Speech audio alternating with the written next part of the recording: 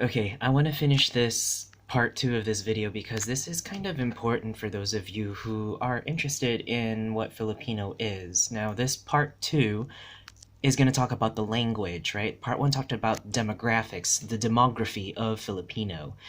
This is just going to talk about the terms of language and what is Filipino, right?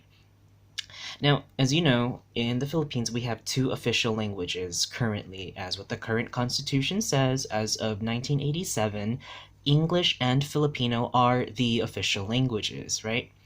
This video will focus on just Filipino itself, okay, because we already know about the other language, English. So Filipino, right? And in order to understand what this is, we have to look back at history. So we have to go back to a time when the American colonization happened in the Philippines, right? So talking about the Commonwealth era, okay? Now, in the Spanish-American War of 1898, when the Spanish lost and Spain lost her colonies to the US, um, the Philippines entered what's called the Insurrection Time, right? The Insurrection Movement. And that's the time when the Filipinos thought they had their independence, finally.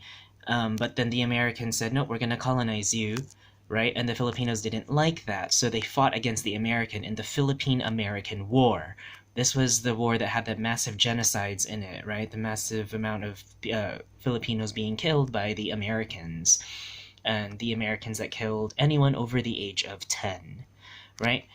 Um, when American colonization finally happened, right, they defeated the Filipinos and colonization efforts happened after 1898. The Philippines entered what's called the Commonwealth era we're talking about the 1930s, okay?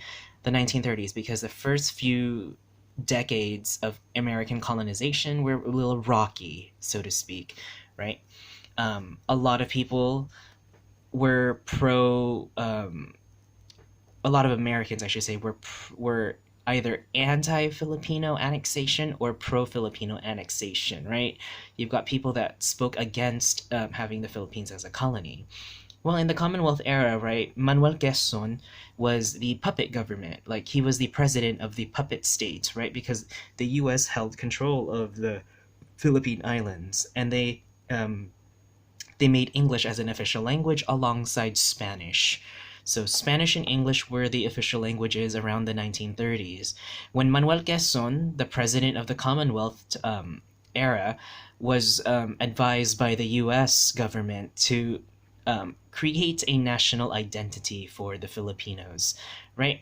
And in order to do that, the U.S. government encouraged Manuel Quezon to initiate a national language that was based on a pre-existing language in the Philippines, right?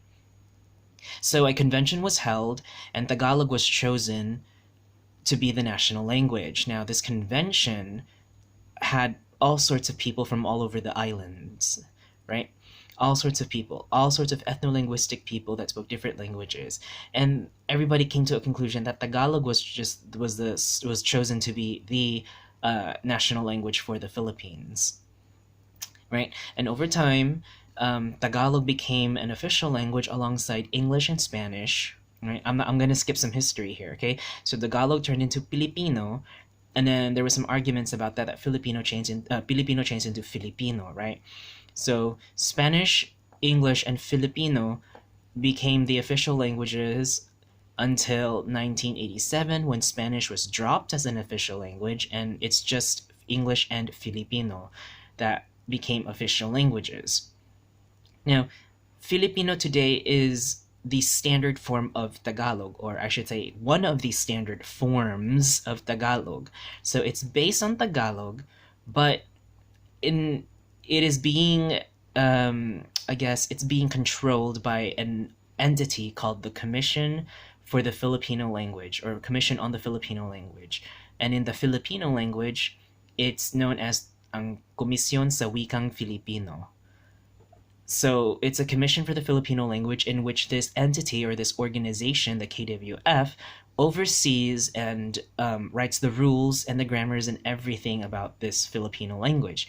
Even in the Constitution, it mentions that as over time, when this language shall evolve, by adding in other elements of Philippine languages and etc. Right? So this language is still evolving. The Filipino language, that is. There is a backside to that story, though, because the argument comes into play when the question is raised. How can a language evolve when there is an entity that controls it? So, if this entity wants, or this organization wants this language to evolve, how can it? Because it can't evolve if there's an organization that controls its rules and grammar. So that's also one of the issues that they are facing, which I don't think they realize that. If they want this Filipino language to evolve, there shouldn't be an entity to control its grammar and its vocabulary and rules and regulations about it, right? So that's just one thing to keep in mind, right? And again, it came from Tagalog, or it's a standard form, I should say, like a standardized form of Tagalog, right? So a Filipino speaker and a Tagalog speaker can still understand each other because they are dialects of the same language, right? Not much has changed, right? The vocabulary hasn't even changed, right? We have Spanish loanwords in Tagalog, Spanish loanwords in Filipino. We have indigenous words in Tagalog and indigenous words in Filipino. We have Anglicisms in both languages, so I don't see the difference of why they should be considered separate languages when the Commission of the Filipino Language declares Filipino to be a separate language than Tagalog. So they are essentially dialects of the same language, and speakers of those languages can still understand languages of both of them. Now moving on. There's this issue, again, I got Tagalog versus Filipino, right? And some people say Tagalog has just no loan words or few loan words, where Filipino has a lot of loan words. And some people even take it to the point where Filipino is Taglish, or Taglish is a form of Filipino because of so many loan words and borrowings from English. So people will like to say that Filipino has all these loan words from Spanish and English, whereas Tagalog really doesn't have a lot of those loan words. However, if Filipino came from Tagalog, shouldn't both of them be the same? I mean, both of them are practically the same language and they're dialects of each other, and people who speak both languages can understand each other. So I don't really see a point of why there should be this argument of Tagalog versus Filipino when Filipino is regulated by the Commission sa Wikang Pilipino, right? Or the Commission on the Filipino Language. Because similar arguments can be made like this. English versus American or versus Australian, right? Well, Tagalog versus Filipino is the same thing. If we say that American is just a standard form of English, right, or Australian is a standardized form of the English language, wouldn't these all be the same? Wouldn't they all be understandable to each other, dialects of each other? They're just calling one dialect American or Australian. So the same argument can be made. Even with Malay and Indonesian. Malay and Indonesian are essentially the same language. They're just two different standard forms of the same language, the Malay language, right? You have the Malay, Bahasa Melayu, spoken in Malaysia, right? Which is like the Malaysian Malay, and then you have the Indonesian Malay, which both are still Malay languages, and the speakers of both dialects can still understand each other, right? That's why Indonesian and Malaysian media can be understood in both countries. Even singers, actors, and pop stars can go into each other's countries and perform, and without any difficulty.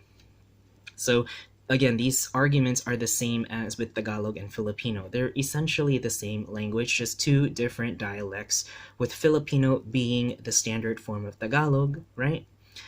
So that, in a nutshell, is what Filipino is in terms of languages, right? Again, the main point here is the goal of the Commission of the Filipino Language, the entity or the group that controls Filipino based on Tagalog, because this organization's goal is to make sure this Filipino language evolves and changes over time by adapting other regional languages and English and other contact with other languages to become the unifying national language that every Filipino needs to know.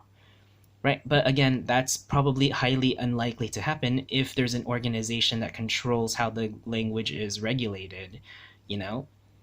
So again, it's a